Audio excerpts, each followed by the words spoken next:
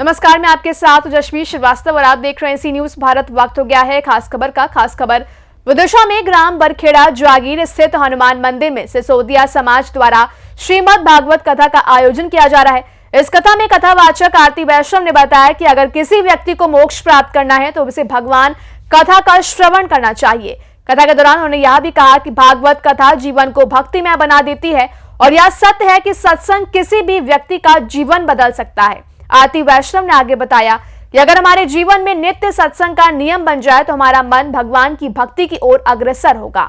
समाज में धर्म रक्षा के लिए भक्ति बहुत जरूरी है और अपने सनातन धर्म को बनाए रखने के लिए भक्ति का सहारा और लोगों में भक्ति का सामंजस्य बनाए रखना आवश्यक है। भगवान कथा का यही उद्देश्य है कि लोग आपस में मिलकर भाईचारे के साथ रहें और द्वेष से दूर रहें। कथा में आसपास के ग्रामीण जन और समस्त ग्रामवासी बड़ी संख्या में हनुमान मंदिर बरखेड़ा जागीर पर पहुंचकर श्रीमद् भागवत कथा सुन रहे हैं। नमस्कार, अब हम आ चुके हैं शमशाबाद के अंतर्गत आने वाले एक ग्राम बरखेड़ा जागीर में। आपने देखी होंगी न्यूज़ चैनल पर बड़ी बड़ी खबरें तो देखी होंगी, लेकिन हम यहाँ पर लाए हैं अलग से ही सिलसिला। हम लेंगे जायजा गुरुदेव का। यहाँ पर संगीत में श्रीमद् भागवत कथा चल रही है जो किस गाँव में चल रही है, क्या नाम है गुरुदेव आपका? आरती वैष्णव, बरखेड़ा जागीर में श्रीमद् भागवत कथा चल रही है जी। और ठाकुर जी की कृपा से हमेशा ऐसे ही सनातन धर्म का काम करते रहें। और आप सभी से यही निवेदन है कि आप सभी भी अपने सनातन धर्म के लिए आगे बढ़ें। अपने युवाएं से भी कहना है कि आप सभी अच्छा संग करें और जितना हो सके अपने सनातन धर्म के लिए आगे बढ़ें। वो कहते हैं समाज में रक्षा के लिए जरूरी है भागवत, उसके विषय में आपका क्या कहना है? रक्षा के लिए कहा जाता है यदि भगवान के हाथ में बांसुरी है तो एक हाथ में सुदर्शन भी है। जब हमारे सनातन धर्म पर कोई आँच आए तो भाला भी जरूरत है। और आप सभी से यही निवेदन करूंगी जितना हो सके अपने सनातन धर्म के लिए आगे बढ़ें। जी, आप कहाँ से रहने वाले हैं और क्या कुछ है? आप मधुसूदनगढ़ से हम रहने वाले हैं, जहाँ महाकाल निवास 18 वर्षों से लगातार ज्योत जल रही है, अखंड धूना प्रचलित है और बाबा महाकाल की टीम हमेशा सेवाओं के लिए तत्पर रहती है। जी, आप कितने वर्षों से श्रीमद् भागवत कथा में अपना योगदान दे रही हैं? ठाकुर जी की कृपा से ये तो बचपन से ही लगन लगी हुई थी और 7-8 साल मेरे लिए श्रीमद् भागवत कथा करते हुए हैं। जी, आपने जो भागवत कथा प्रारंभ की थी ये किस उम्र से की थी?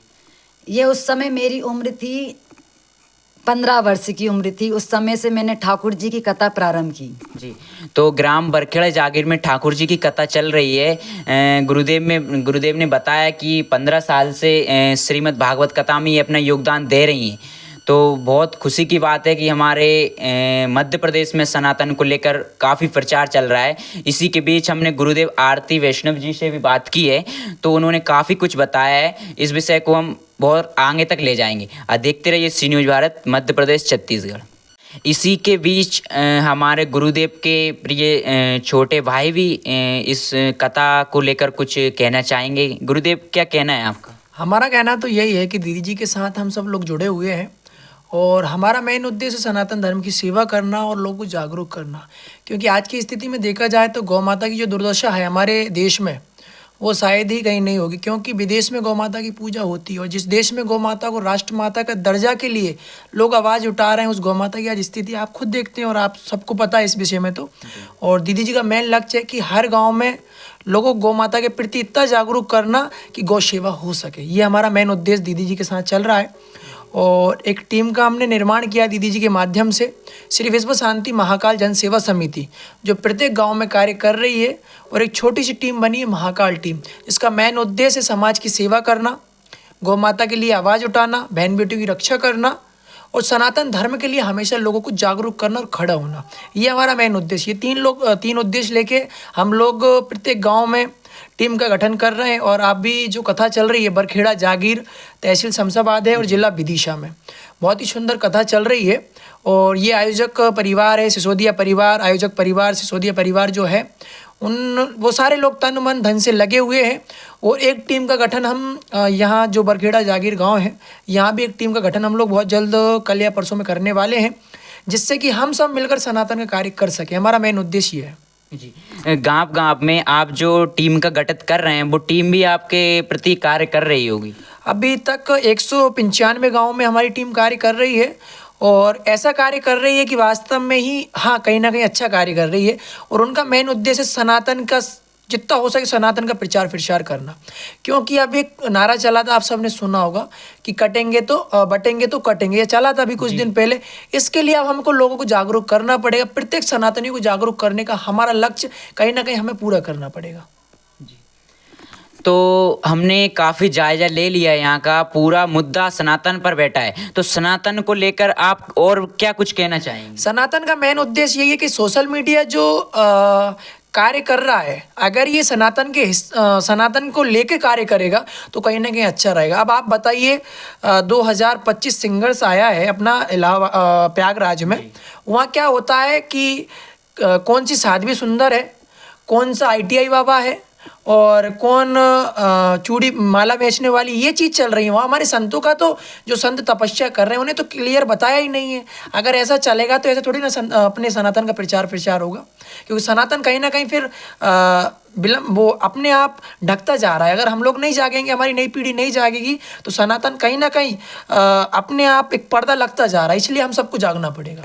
जो प्रयागराज में जो व्यक्ति इस चीज़ पर गौर कर रहे हैं कि कौन साधु संतों पर ध्यान दे रहा है, कौन चूड़ी बेचने वाले इन पर ध्यान दे रहा है, उन लोगों के प्रति आप क्या कहना चाहेंगे? हमारा कहना तो यही है कि सोशल मीडिया पे थोड़े से लाइक कमेंट के चक्कर में आप उस चीज़ को दिखा रहे हो जो चीज़ नहीं दिखाना चाहिए। आप उस चीज़ को दिखाइए जो दिखाने योग्य है। वहाँ बहुत सारे संत हैं, हमारे करोड़ों संत आए हैं, आप उनको दिखाइए ना।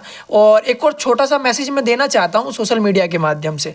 एक समय किसी ने कहा था कि 15 मिनट के लिए पुलिस हटा दीजिए, आपने भी सुना होगा, एक नारा चला था। तो मैं निवेदन करना चाहता हूँ, अगर आपको ऐसा लगता है तो सिंगर्स में जाके देख लीजिए। आप 15 मिनट की बात करते हो, अगर 5 मिनट की पुलिस हटती है ना तो बहुत कुछ हो जाएगा। ये हमारा मेन उद्देश्य ये है कि सनातन के प्रति अगर किसी भी व्यक्ति ने कोई भी हरकत दी तो हम और महाकाल टीम कभी चुप नहीं रहेगी। अभी एक घटना हमारे संज्ञान में आई थी प्रयागराज की, जिसमें कांटे वाले बाबा का वीडियो आप सबने देखा होगा। उसमें ये हो रहा था कि वो कांटे वाले बाबा जैसे भी तैसे तपस्या कर रहे थे, पर कुछ जाती है वहाँ, कोई लेडीज़ जाती है और बोलती है कि बाबा इन पैसा का क्या करोगे, मुझे दो, मैं बैंक में जमा कर दूंगी।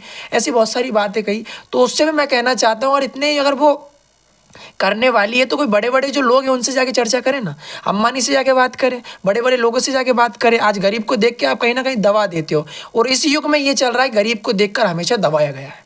हमारा मेन उद्देश्य ये है कि गरीब के लिए हमेशा खड़े थे, खड़े हैं और खड़े रहेंगे। सनातन का कार्य जब तक हृदय में प्राण है तब तक हम सनातन का कार्य करेंगे और लोगों को जागरूक करेंगे।